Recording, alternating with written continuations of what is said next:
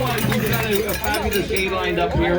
But before I talk about no more lockdowns and before I talk about some of the other things that I think is gravely important for all of us to know and understand, there is another fella, Adam Skelly, who's standing his ground today.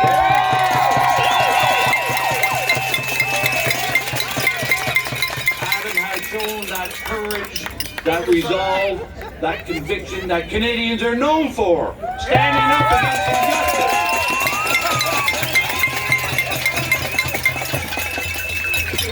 And he's facing some consequences.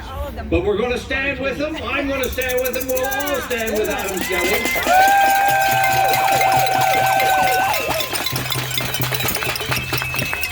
And I do want every small business owner in this bloody atrocious gray zone, and indeed wherever there's restrictions, need to stand up with Adam. They need to open up their businesses, and they've got to tell government they're not going to get screwed any longer.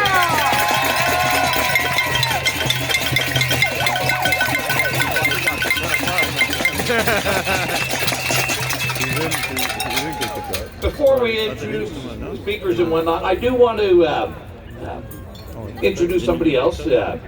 She was a former colleague of mine in the Progressive Conservative Caucus.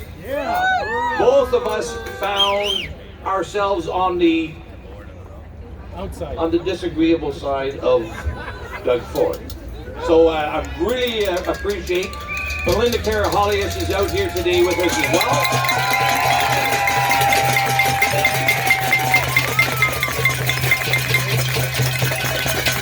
Belinda is the MPP for Cambridge. And thank you very much, Belinda, for coming out today and joining No More Lockdowns.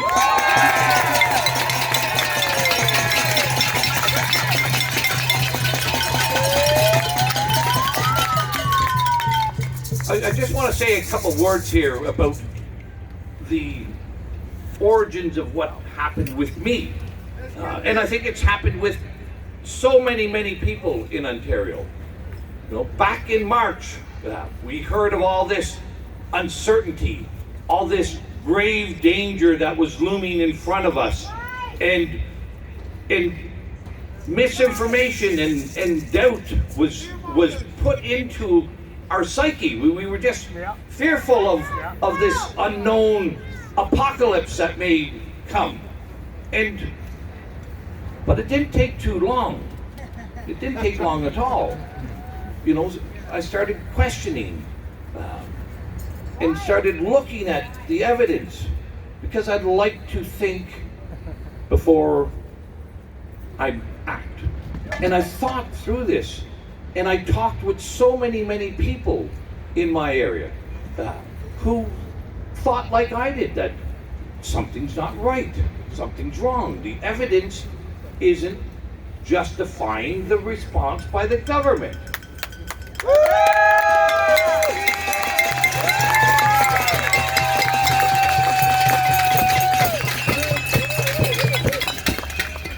But everyone that I spoke with who had those same concerns as I did, and started to see that this was a dangerous path that we were taking, there was one overarching element in all those discussions is they were hesitant to speak out. They were reluctant to say anything. They were fearful of the public shaming that was going to happen if they had an opinion. If they, well, you know, this is important for us to understand, because back in April, people wouldn't speak out. Here we are in November, and many times throughout, people are speaking out. We're not fearing the public shaming anymore.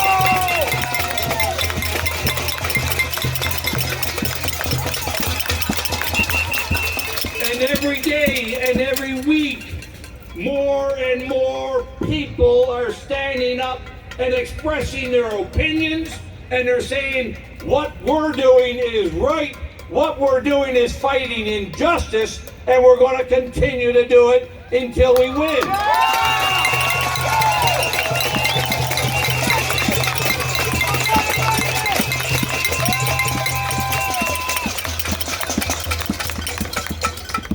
I will say this.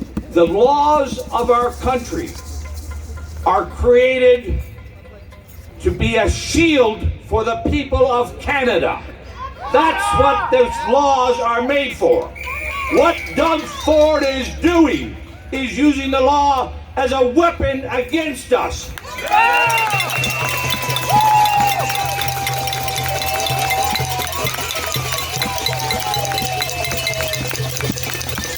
The Constitution is not one of these things that we throw away when there's a crisis or when there's a danger. The Constitution of our land is here. Indeed, the most important time we need our Constitution is when there is a danger or a crisis.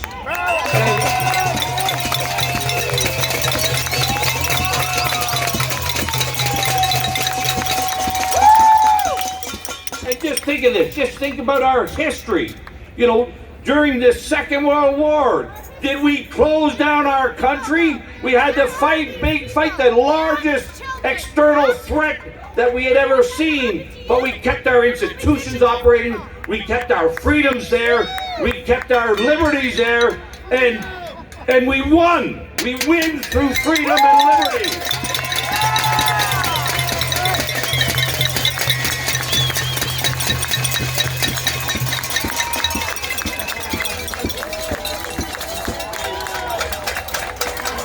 One of the most perplexing things through all this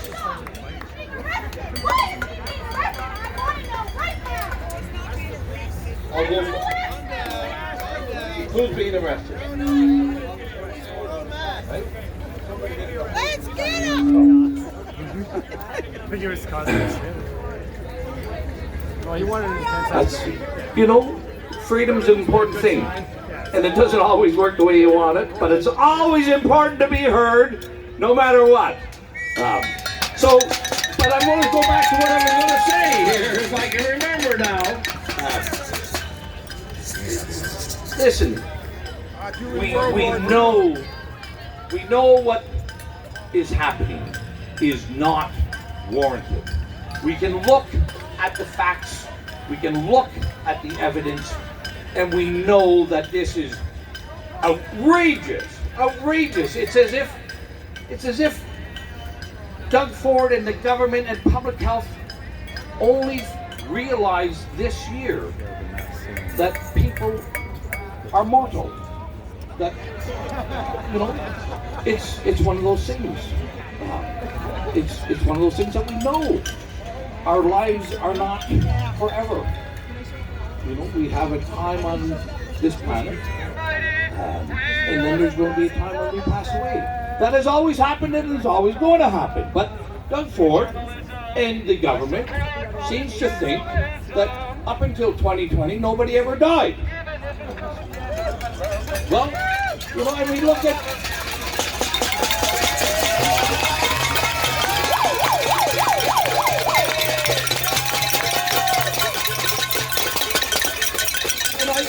Nobody wants to see a premature death. Nobody, and we understand that death is part of living, and that we need to take that time to recognize what people have done through their lives. No, you can wait, and I'll talk to you when I put the microphone down. Okay? Okay. So, but listen, this is in my area, just to give people a reflection on this. In my area, outside of long-term care, 3 people have passed away this year with COVID. And I emphasize with COVID. Their average age was 86. Okay? 4 years longer than the average life expectancy. 86 is a good age. I hope I get there. But I'm not certain. By any means. But I can tell you this, I would, and they also had significant other illnesses. It's just a fact of life. As we get older, we get more ill. We get more frail. I certainly don't feel as spry today as I did when I was 20. I do things differently today than I was 30. We age. That's back to life. But somehow we've distorted this, and we're saying to say these things means that I'm not compassionate, that I'm willing to sacrifice people's lives. And that's not true. I think the other big distortion here has happened is these government bureaucrats and Doug Ford and public health are calling us irresponsible for what we're doing. They're saying that we're selfish for what we're doing. But let's look at the facts. The numbers of people who are being denied medical access to medical care right now is not because of us.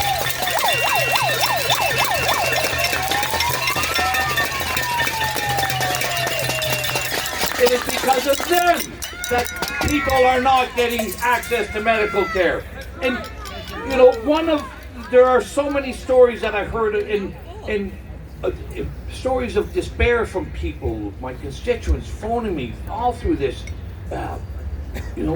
of not being able to be with their loved ones, being separated from their loved ones when they were in hospital or in long-term care or in retirement homes, and they couldn't be with their loved ones during those final days or through months on end, and the fear and the loneliness and the confinement, how detrimental it was to so many people.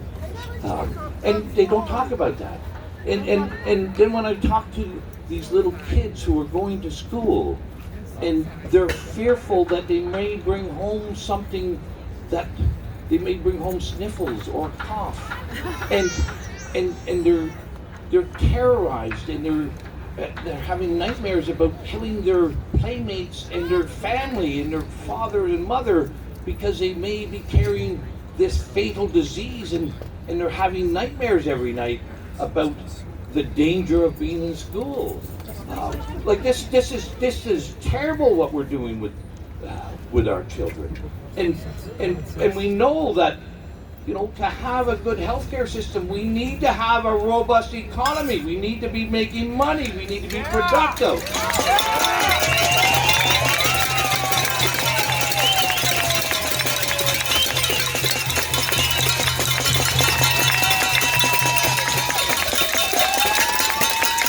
We can't afford all the standard of living that we have if we're doing nothing, if we're idled, if we're unemployed, if we've bankrupted our businesses. We can't afford to have a marvelous, wonderful, civilized country. It just can't happen.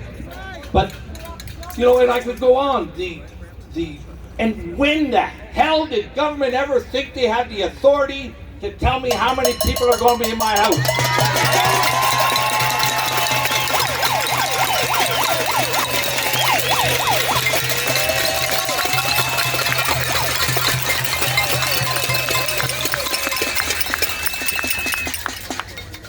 Nobody's going to tell me. It's certainly not any government bureaucrat, and certainly not any police officer or any municipal file officer, how many people I'm going to have over at my house for a game of cards, a pint of beer, or for a Christmas dinner.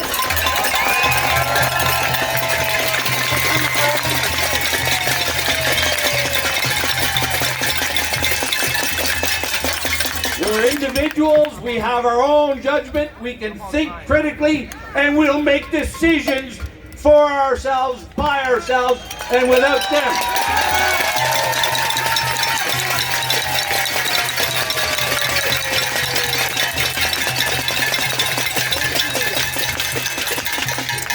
Just think this. What sort of country tells its citizens that it's unlawful to have your brother or your sister in your house, or your mother or your father in your house? I'll make that decision who comes in my house, and so will everybody else.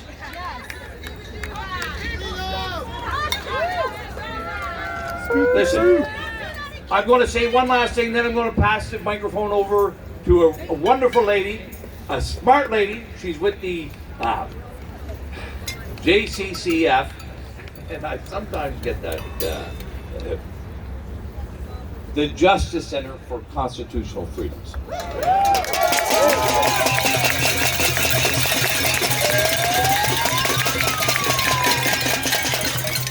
But what that says, you know, back in April, back in March, this wouldn't have happened. People, great speakers, people who are pillars of our community, people who know what they're talking about, wouldn't have been here. Right?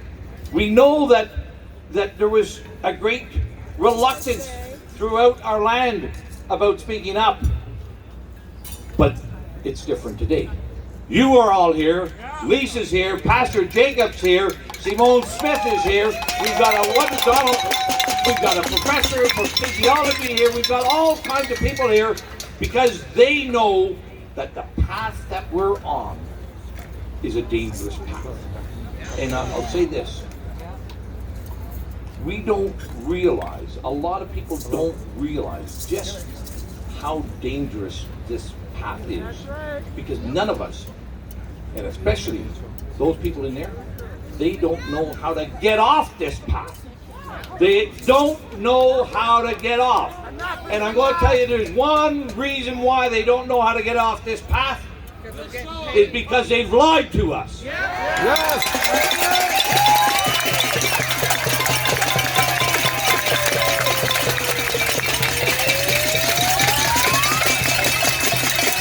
And they knew they lied to us back in April. And instead of being truthful, instead of being honest and saying, we made a mistake, forgive us for making a mistake. They said, what other lie can we do to cover up the first lie?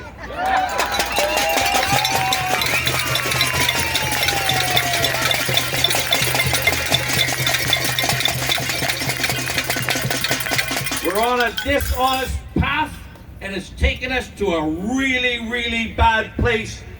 All of us need to get off that path. We need to get off that path now, and we have to encourage our friends, our families, and everybody else to get off that dishonest path that this government is taking.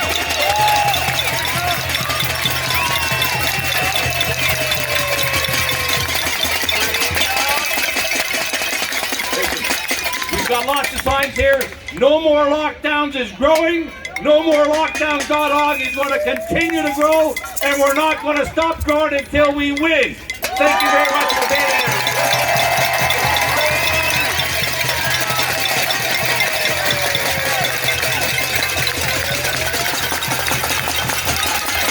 And I'd love to introduce Lisa Billy. Come on up here, Lisa.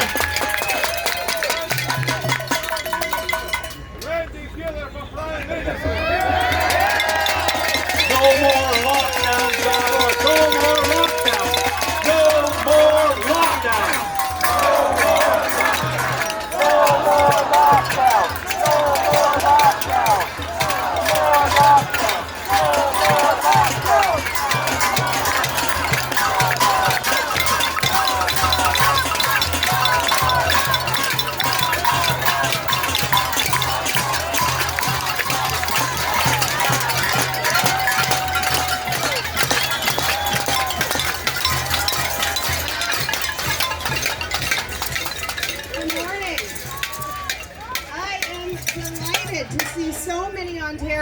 Standing up for freedom and for democracy. You know what? I work with Albertans. They think they've got the monopoly on freedom fighting, but you're giving them a run for their money today. Thank you.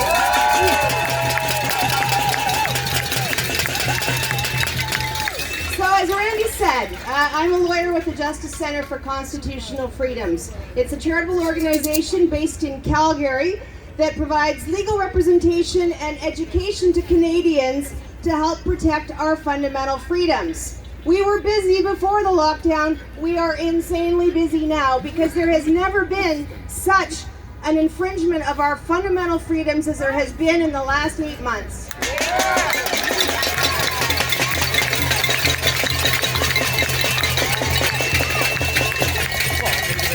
The Justice Center office has been inundated with pleas for help and concern about government overreach from across the country since March. People's lives have been impacted in profound and sometimes very painful ways, and not from the virus. Businesses have been shuttered. Mental health is precarious. Suicide rates have shot up, even in our young people. The elderly have deteriorated or died in what has amounted to solitary confinement. What have we become? Children are being raised in a culture of fear, and young adults are missing significant milestones and key developmental stages in their lives. Whether in K-12 or university, students are being deprived of a normal educational opportunity despite the absence of any risk to their personal health. Now, right, I know. Many of the restrictions are clear violations of the rights and freedoms guaranteed under the Canadian Charter of Rights and Freedoms. Now, I get the feeling that a lot of Canadians aren't familiar with this document, including, it would seem, many of our leaders. The Charter guarantees rights and freedoms set out in it, subject only to such reasonable limits prescribed by law as can be demonstrably justified in a free and democratic society. That's the test. That's the only reason your fundamental rights can be limited. The government needs to be put to that test.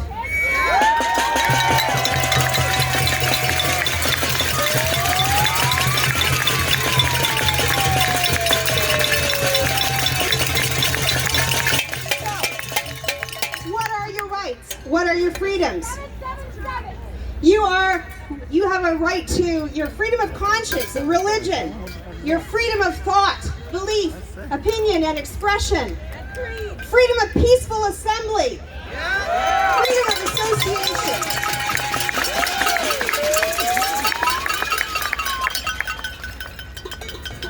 You know, you have the right to move around in this country. You have the right to take up residence in any province. You have the right to life, liberty, and security of the person.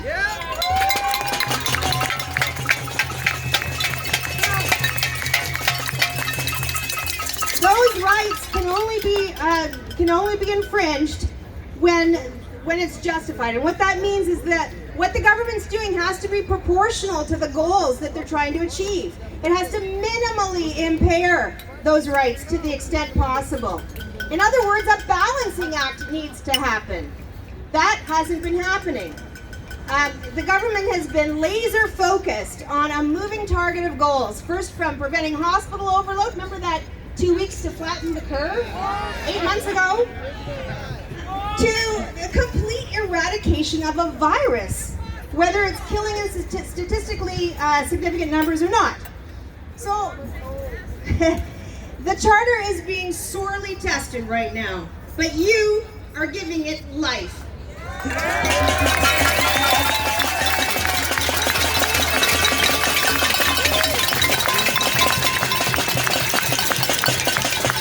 You are exercising your right of peaceful assembly today, which is thankfully still allowed in this country. You see, these freedoms are like muscles. If we don't exercise them, they wither away, they atrophy. That's what's happening in our country. People forget they have these rights.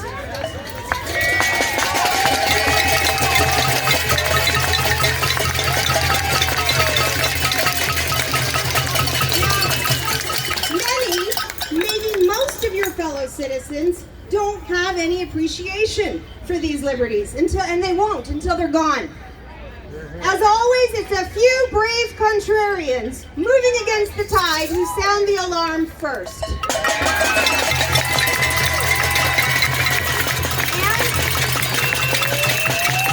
of course, while you are being that brave contrarian, everybody else is steamrolling in the opposite direction, and they're heaping scorn and derision on you and on me.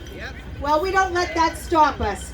Listen, I've been hearing all about from our detractors saying, you can't have freedom without responsibility. Well, you know what? I agree. And I'm a responsible Canadian. Nobody is more responsible than me.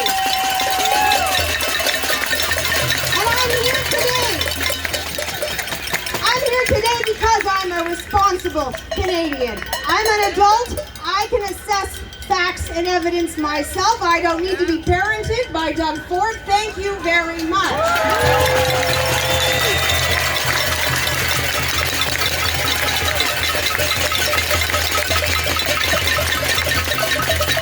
So yes, our freedom does come with responsibility, and part of our responsibility is to learn what we can, to understand, to ask questions, to make informed decisions, and to act accordingly in the best interest of our society. And we are doing that. Now, I don't think we're the only ones who have a responsibility. The government has a responsibility. It has a responsibility to do that balancing act that I just talked about, and it's not doing it.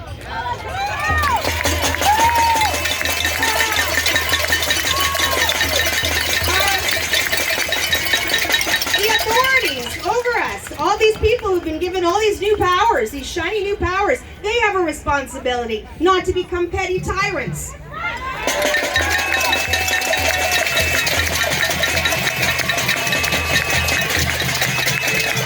media has a responsibility. We need some investigative journalism. That's their responsibility.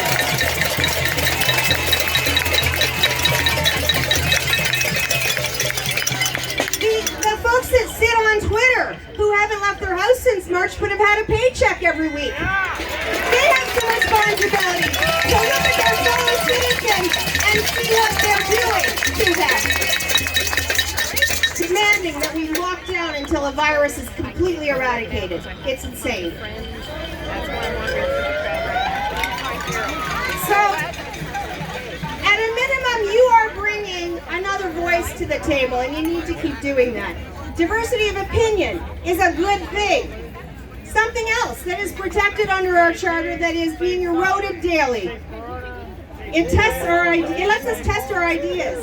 It lets us throw out bad ones, improve on the good ones.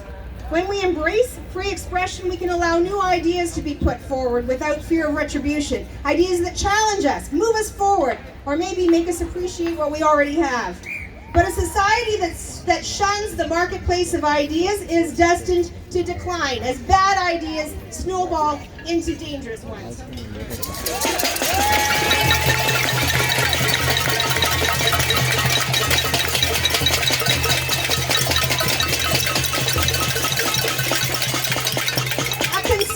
Has developed around the COVID response that has largely fallen along political lines, and people are holding fast to narratives, not science.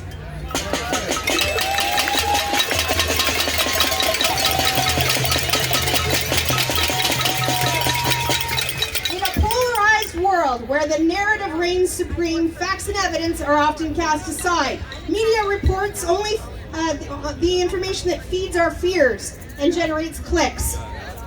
Investigative reporting is rare. Medical professionals who challenge the prevailing views are often quickly sidelined, their videos taken down, their professional regulators called upon to punish them. This is dangerous to a free society.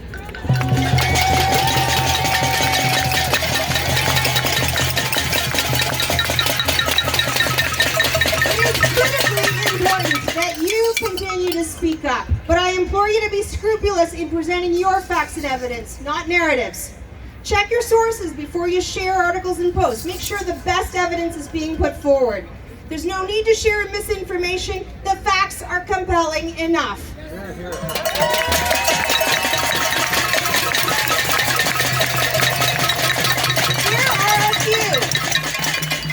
Here are a few facts. I'm happy to provide sources if you need them from government websites. Ontario has 14.4 million people, of whom 115,000 die every single year. Almost 10,000 Ontarians die each month, more than 2,000 every single week. So why are 3,500 COVID-19 deaths since March more sad or more tragic than the other 111,500 deaths?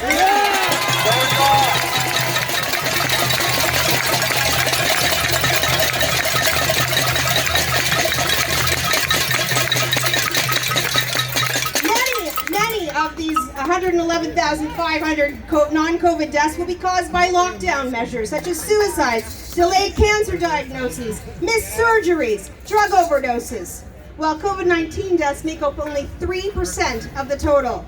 I think about Jerry Dunham, the 46-year-old father of 2 little girls whose pacemaker surgery was deemed non-essential this spring, while hospitals sat largely empty waiting for the COVID influx that never came.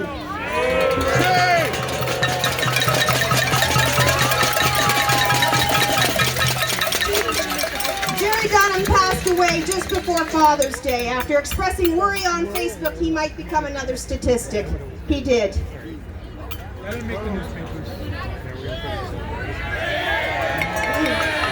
In Alberta, the county government has provided more granular data on its COVID page. From there we can see that the average age of death from COVID is 82. The average lifespan is 81.6. We also know from Alberta's published data that more than 75% have died, who have died with or from COVID, have also had 3 or more underlying serious health conditions such as diabetes, hypertension, heart disease, cancer, kidney disease, or COPD, and more than 97% have had at least one such condition.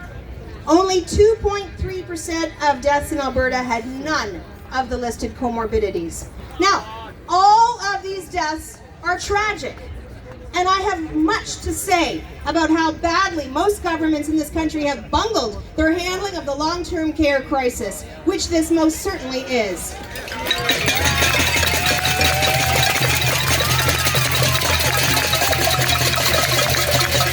But the sad reality is that this is a virus that attacks the elderly and the infirm. It does not impact the young and healthy to any significant degree, despite much fear-mongering to the contrary. Indeed, there have been more deaths, it says right on the government's webpage, you can add it up yourself, there have been more deaths over the age of 90 than there have been under the age of 80 from COVID-19. So, let's come back to the key question. These rights I told you about at the beginning are not absolute. However, the Charter requires that these violations only be violated when the Charter rights only be violated when the state can demonstrably justify those violations. So the burden of proof is on the government, not you, on the government to show that the measures it's taking do more good than harm and are a minimal impairment